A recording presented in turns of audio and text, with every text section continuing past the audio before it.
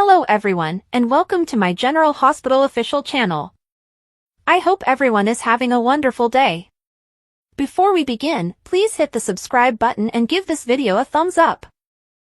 Sonny of General Hospital is nearing the end. Spoiler is the reason his days of ruling Port Charles are over. By providing rival Sidwell with the means to take the Teflon Don and his criminal enterprise to new heights, General Hospital has just cemented Sonny's position as a major force in Port Charles. Sonny's untouchable. What was the situation? In Port Charles, Sonny has essentially done anything he wants and gotten away with it for years. Heck, he never even went to trial for the cold-blooded murder of a federal agent. However, Sidwell appears to be his match. Ask Ms. Wu, the new big bad is always one step ahead of his rivals. And now, strangely, by giving the Godfather what he himself desired, he has put Sonny exactly where he wants him. Sidwell created the impression that Sonny had engaged in bribery by making a sizable and untraceable contribution into the bank account of the judge who gave custody of Wiley and Amelia to Michael rather than Willow. Why is it important? Michael will never forgive his father for using deceitful methods to give Willow the upper hand while deciding on the children's permanent custody, even if Sonny might likely get away with just another slap on the wrist. What takes place next? Marco's father will only threaten to expose the mobster's payoff when Sidwell is ready to make Sonny comply with his orders. Sonny will be forced to follow instructions or else he runs the risk of losing Michael and the children. A covert storm. General Hospital spoilers. Jason erupts. Willow begs for quiet. Intense drama is revealed by General Hospital spoilers as secrets begin to surface in Port Charles. Jason lashes out at Albrecht, Tracy gives a startling update, and Willow pleads with Isaiah to remain silent. In the meantime, Sonny and Justine argue once more, but this time there are potentially harmful sparks involved. General Hospital spoilers. Willow presses Isaiah to tell her Willow Tate is in danger, according to General Hospital spoilers. She will advise Isaiah Gannon to conceal something. If the secret gets out, it may be disastrous. Willow seems shaken at GH. Perhaps because of what he witnessed in the nursery, she begs Isaiah to keep silent. Was there a clue he might have found linking Willow to the Daisy Gilmore confusion? It's enough to raise suspicions even if it's not concrete evidence. Isaiah may become dubious of Willow's request. He must choose between protecting Willow and acting morally. This tension might quickly get out of control, particularly if Michael discovers what Willow is concealing. Suspicions grow after Michael cuts off the chase. Michael Corinthos will end a fight. Michael won't listen to Harrison Chase's attempt to defend Willow. Michael makes it plain that he has finished speaking. Chase won't give up easily, though. He will contend that Willow merits assistance rather than criticism. Michael may eventually acknowledge his suspicion that Willow is the stalker of Daisy. Chase may detect Michael's skepticism and caution him against making snap judgments, whether or not he discloses it. General Hospital spoilers. Jason Morgan is tense, Carly joins Lulu's fight, and Jason warns Albrecht. He approaches Liesl Albrecht and tells her to move away. She shouldn't interfere with Rocco Falconeri's connection with his parents, according to Jason. Albrecht is able to defend herself. She is nearly responding to the boys' inquiries concerning Britt. Jason, however, has doubts about her intentions. He worries that she is separating Rocco from his biological family. Lulu Spencer asks Carly Spencer for assistance at the same moment. She desires that Albrecht leave Rocco's life. Carly consents, but with restrictions.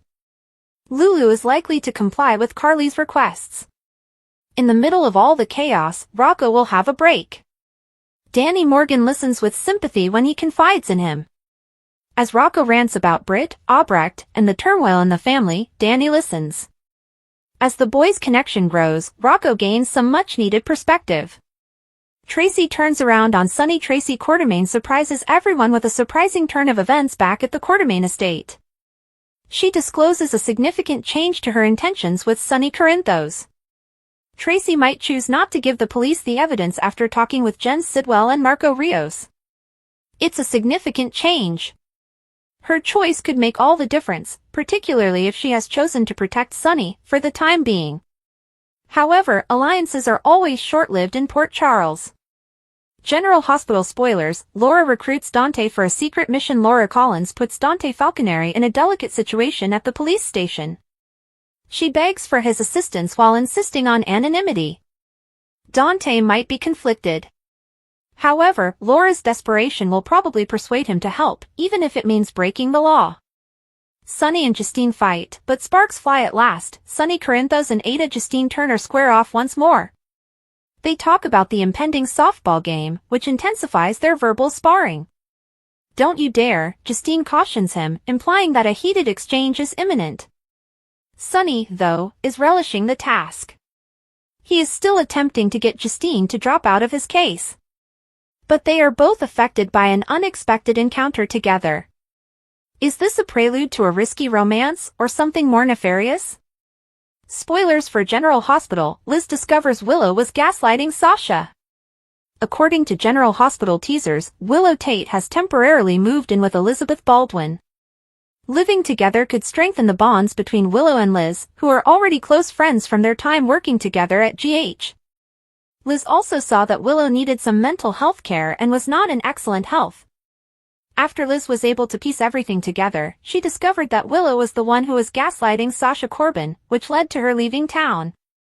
Elizabeth Baldwin finds out that Sasha Corbin was gaslight. Port Charles is a tiny town, and Liz finds out, likely from Dr. Lucas Jones, that Sasha departed Port Charles abruptly for reasons. He was able to inform her that baby Daisy was being gaslight. Liz would be outraged and startled to learn that Sasha's kid was being pursued. She would initially question who it might be.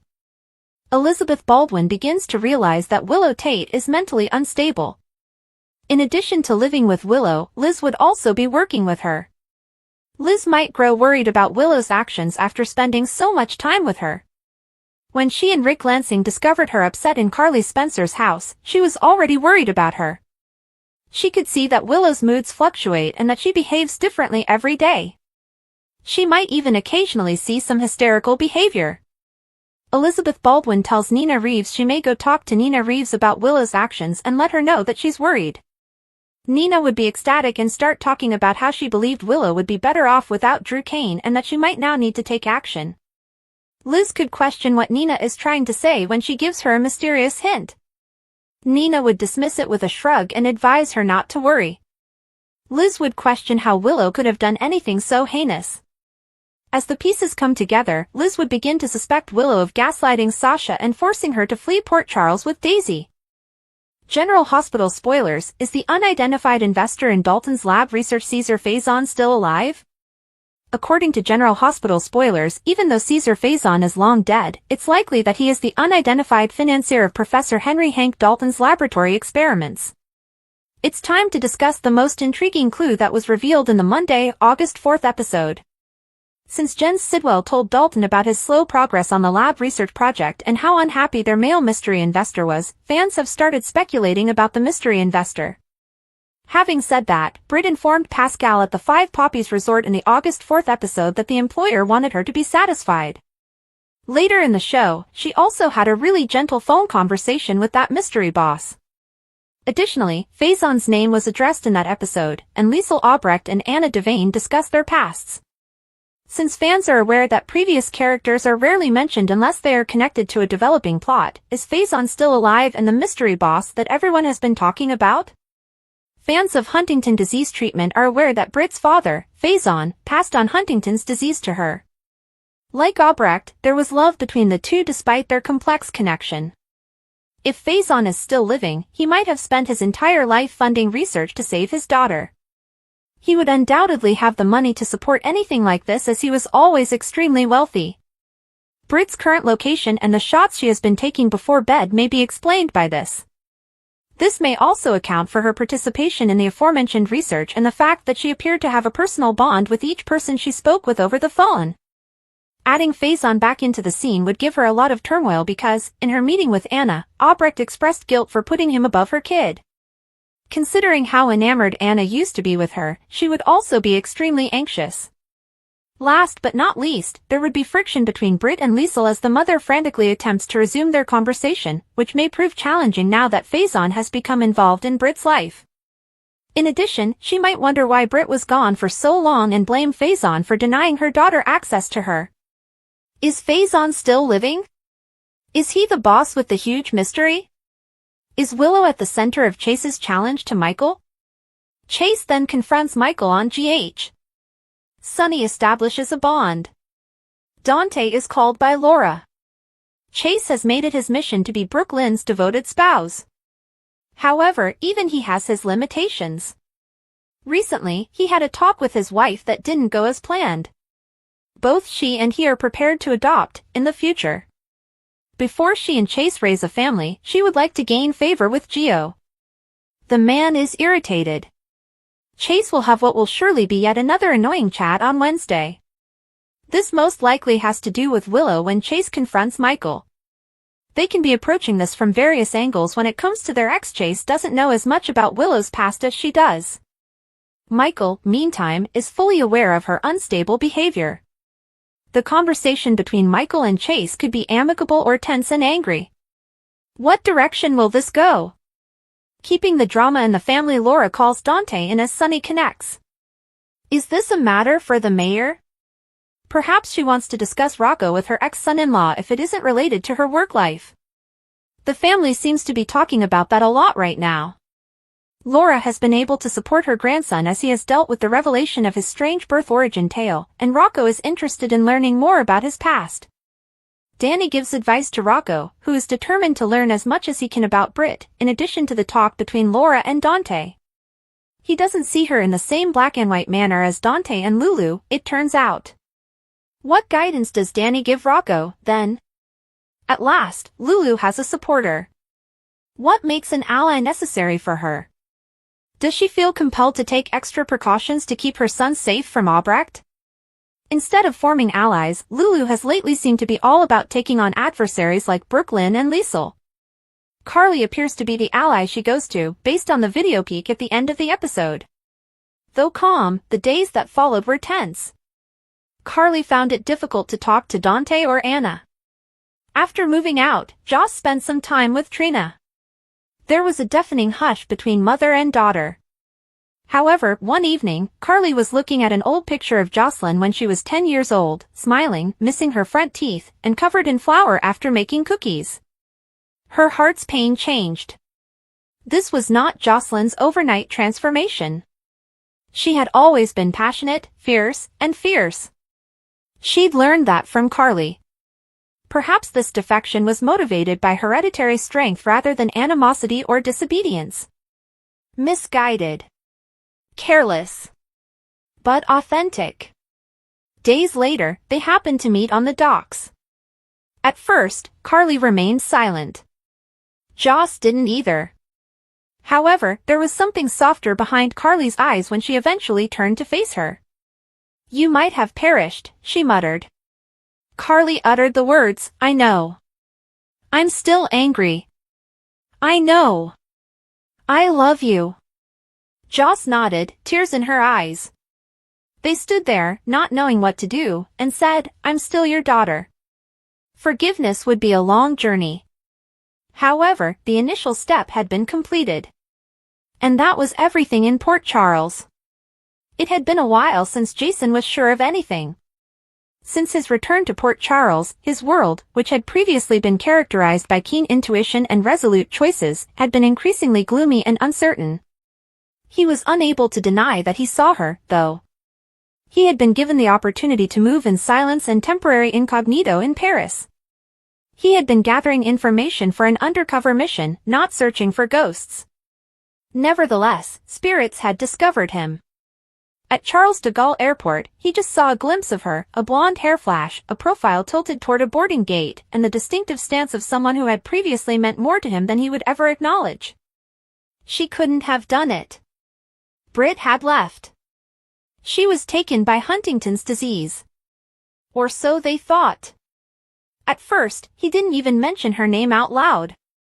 He simply sat there, the image eating away at him. And then he called to Carly.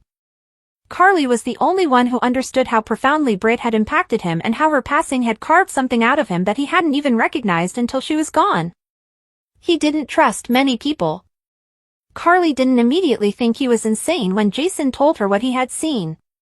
Rather, she paid attention. "Are you certain?" Quietly, she inquired. "No," he acknowledged. Carly only needed to hear, "But I've been sure of less and acted anyway."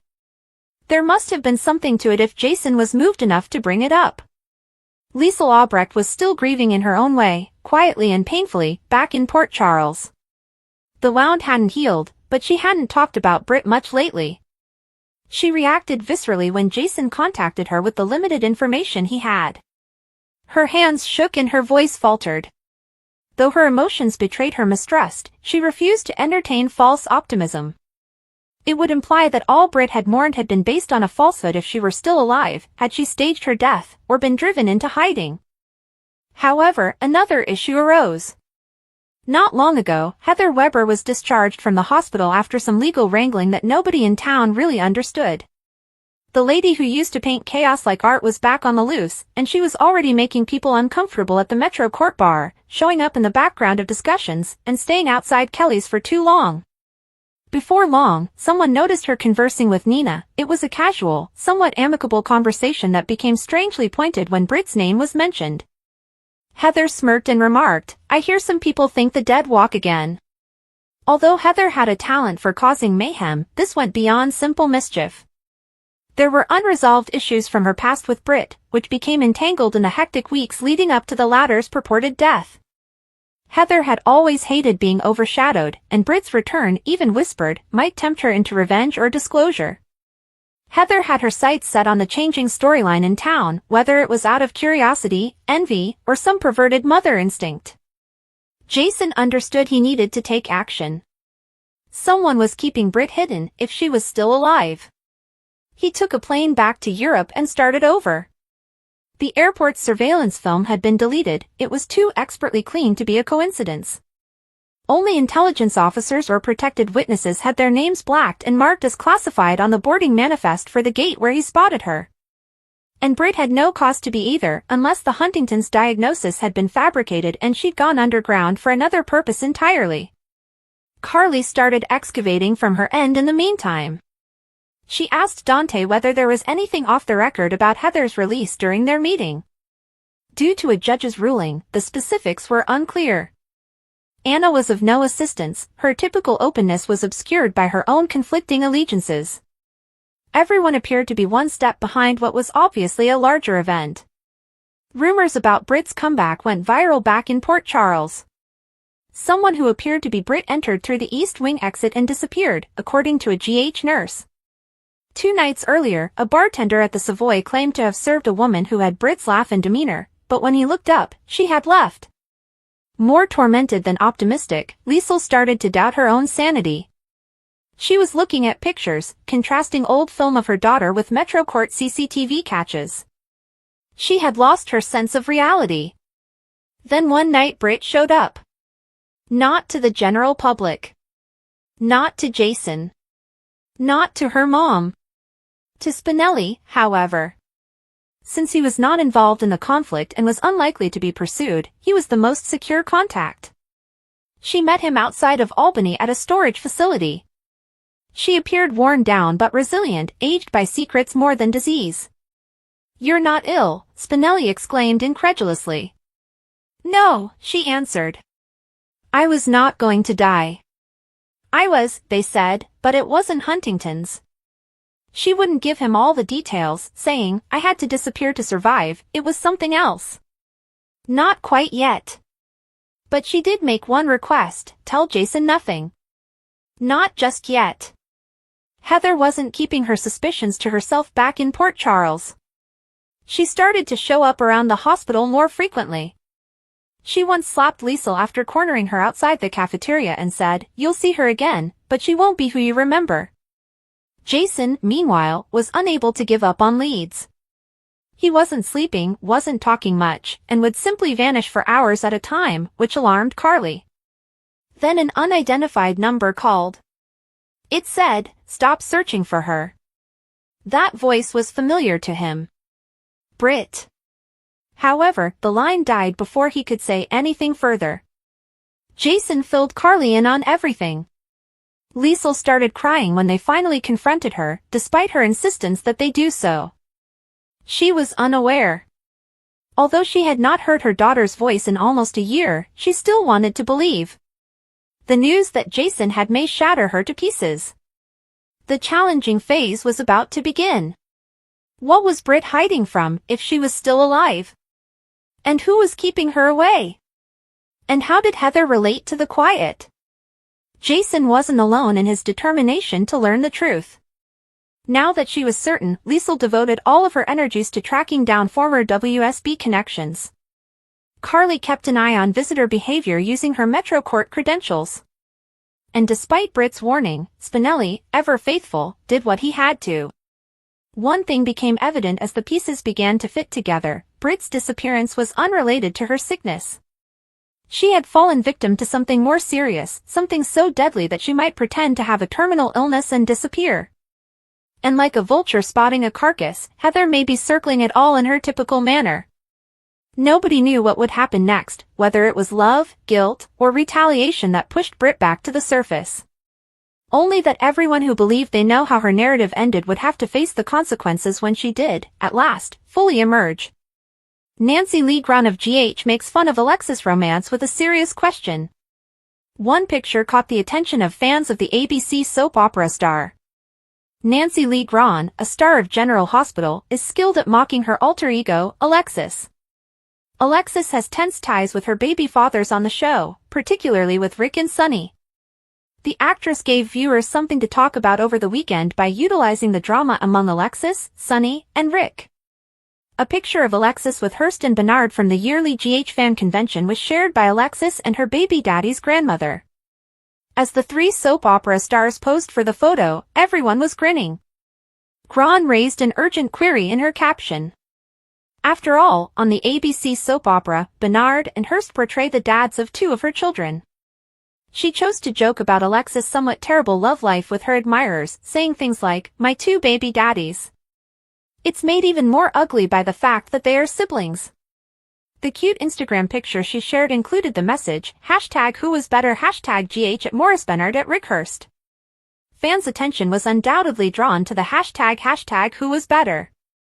As fans of GH are aware, Sonny and Rick are brothers who despise one another and have both dated Alexis, so it was really funny. Fans comment. Some GH fans responded to Grahn's question and shared their opinions about the image. Who was superior? Tell us, girl, one fan said. That's what makes us a soap, remarked another enthusiast. Hee hee. Love all these actors. Another fan said, this is simultaneously fantastic and hysterical. I adore it. Wow, what a delicious sandwich, a fan said. Several responses merely said that it was a lovely shot and that it was nice to see these three GH stars together, but one fan had a clear view about Alexis' baby daddy's writing. I'm still salty that they broke Sonny and Alexis up in 2002, still my all-time favorite couple. We are here for everything involving Grahn, Bernard, and Hearst, whether it's on or off screen, even though we may never be able to determine who is superior. Willow's next man and Sidwell's plot unveiled? Jack Brennan threatens them. However, Anna Devane has one ace in her sleeve. Harrison Chase also supports Willow Tate. Marco Rios is also questioned by Justine Turner. When Anna Devane's black hood is removed at the WSB, she recognizes Brennan as the hostage. Instead of taking such drastic measures, he should simply give her a call the next time. Jack maintains that he is saving her because she is dangerously close to jeopardizing a case. Brennan understands the gravity of having Anna abducted. Telling her everything is a new strategy he wants to explore. Professor Henry Hank Dalton is conducting research into cold fusion, according to Jack Brennan. Because cold fusion has the potential to be used as a weapon, Jocelyn Jacks is involved. Brennan's decision to make Joss an agent infuriates Anna. Joss is skilled at what she does, according to Brennan. Jack says he will accuse Anna of treason. She smiles, nevertheless, knowing that Jack is also confined. Then, as she leaves, Anna tells Carly Spencer that there will be hell to pay when she finds out. Anna also remembers hearing about Britt Westbourne from Jason Morgan. Over at the Quartermain home, Michael Corinthos shares his intelligence with Dante Falconeri. Willow Tate was the one who targeted Sasha Gilmore Corbin and Daisy Gilmore Corinthos, the father informs the detective. Michael responds that the children are no longer safe with Willow when Dante inquires about starting an investigation. Willow Tate's next man Harrison Chase meets Willow in the hospital. Chase tells the nurse that her children are doing well when she inquires about them. Willow must now figure out how to repair all of the harm. Carly glares at Willow as she walks by. She is asked to give the nurse a minute of her time. Willow believes Carly was correct and attempts to apologize for everything. Carly clarifies, though, that Nellie Benson made the same statement, and she doesn't believe it. Carly strides off after adding that she's not the one who needs to apologize anyway. Portia Robinson's update. Portia Robinson meets Curtis Ashford at the Metro Court. She learns of the truce with Drew Kane from the man. The congressman still has Portia's blackmail details. During their conversation, Curtis acknowledges that he hasn't supported her as much as he ought to have. Justine Turner vs. Marco Rios. The camera then pans to Tracy Quartermaine, Jen Sidwell, and Marco after Curtis describes Portia's bravery as hot. Tracy recently learned of Sonny Corinthos' poor financial decision. The antagonist poses as astonished. Tracy says that although Sonny's investment was returned, they will have to give it to the police. She is told no by Sidwell. Tracy is not requesting authorization. Turner then shows up to interrogate Marco. The attorney refuses to accompany Turner. She then blurts out that he made a false statement to the authorities. It was Sonny who actually had him abducted. Marco merely states that he signed his declaration. Turner walks away. Returning to Sidwell, he warns Tracy that if she reveals herself now, she won't have a business left to defend. Marco claims Sonny did a good job of hiding his tracks. Sidwell is aware that the custody judge for Willow and Michael was bought off. He thinks it was probably Sonny. What a serpent! She brings Lucas Jones his mail over with Carly. The blonde wants him to return home because she misses him. Everything revolves on Sonny, and Lucas promises him a place of his own. Anytime he wants to visit, a key will be available for him. The bombshell of Jason Morgan. Sonny and Jason drink by the pool. The mob leader is informed by the right-hand man that Britt is still alive. Turner then breaks in to question Sonny over the baseball game. Sonny claims that everything with Turner is proceeding as planned after she departs. Justine's threat, Laura's secret, Willow's frantic request, and Jason's warning. Will Albrecht pay attention on the next GH? Jason confronts her and issues a dire warning regarding Rocco. Rocco Falconeri will receive advice from Danny Morgan. Dante Falconeri receives a secret from Laura Collins. Harrison Chase also challenges Michael Corinthos. Michael Corinthos vs. Harrison Chase. Let's start with Chase, who approaches Michael following a private conversation with Willow Tate. It's still too soon to trust Willow, despite the fact that she puts on a decent front for Chase and Carly Spencer. But Willow and Chase have been pals for a while. They even got married at one point since it was Chase's final desire. Chase will so approach Michael and make an effort to make things better for Willow. However, the father is unwilling to hear whatever the detective has to say. Willow Tate's appeal while Chase attends to Michael at the hospital. Willow goes to speak with someone. Isaiah Gannon is urged by the nurse to keep her words private. Will she acknowledge that she was the one who tampered with Daisy and Sasha Gilmore Corinthos? Lulu Spencer's alliance. Lulu Spencer attempts to form an alliance, according to General Hospital Spoilars. The reporter stops by Carly's place. Carly states in a teaser video that she will take Lulu's suggestion into consideration, but only under one restriction. Although Lulu appears quite enthusiastic, Carly stated that she would consider it. Fans can anticipate Sonny Corinthos connecting on tomorrow's episode. Dante is called in by Laura, who requests that he keep something private. Justine Turner also refaces Sonny. Danny also gives Rocco advice. For Liesl Albrecht, Jason Morgan has a unique request. Tracy Quartermaine also reports that plans at the office have changed. She may therefore be considering the suggestions made by Marco Rios and Jen Sidwell regarding the poor investment. But I question whether that will simply make it easier for Sidwell and Marco to get what they desire. Although Marco is a kind man, the kidnapping and death of Natalia Ramirez altered him. As she flipped through patient papers she wouldn't be seeing for much longer, Portia sat behind her desk, battling the pain in her chest. She was startled by the soft knock on her door, and she forced a small grin when she saw Isaiah standing in the doorway. With cautious but optimistic hands in his pockets, he entered. His voice was low as he said, "I'm glad you're still here. Does this imply that you will not be departing after all?" She swallowed the lump in her throat and shook her head. She said, "I still have plans to do it." Isaiah sighed and leaned against the side of her desk, saying, "I have to." He admitted, "You're a big part of the reason I stayed. This hospital feels more like home than any other. And you're to blame for that." Portia gulped back tears. "I will also miss you." In another part of the city, Rocco stood nervously outside Laura's workplace before summoning the bravery to knock. Startled but delighted to see him, she opened the door. He started tinkering with the hem of his shirt, saying, "Grandma, may I ask you a favor?" He described what had transpired inside, including how he had texted Albrecht, how she had visited him, and how his parents had gone crazy upon learning about it. He claimed to like Albrecht. As a newborn, she told him stories about himself that his parents had never told him. Though he wasn't sure how to approach his parents about it, he wanted to see her once more. Laura nodded as she listened intently.